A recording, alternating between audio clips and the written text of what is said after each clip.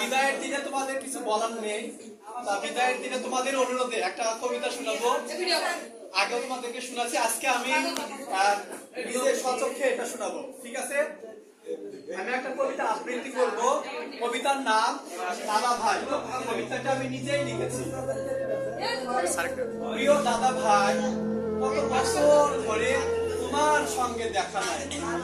তুমি যে আমার প্রিয়, তুমি আমার অনেক বেশি প্রিয়।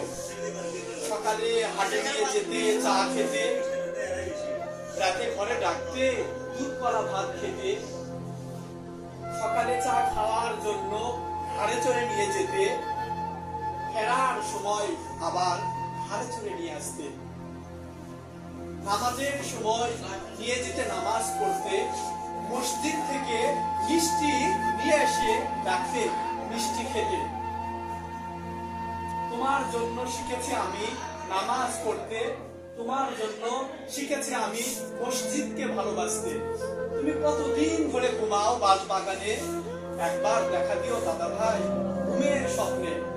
আমার জন্মের পর ছুটে গিয়েছিলে তুমি বিয়াই বাড়িতে, তুমি যে আমায় কত ভালোবাসতে।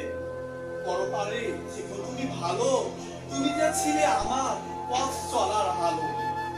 আর কত ঘুমাবে দাদা ভাই, স্বপ্নে দেখে যাও তোমার নাতি কত বড় হয়েছে, কিন্তু তুমি আজ দুনিয়ায় নাই।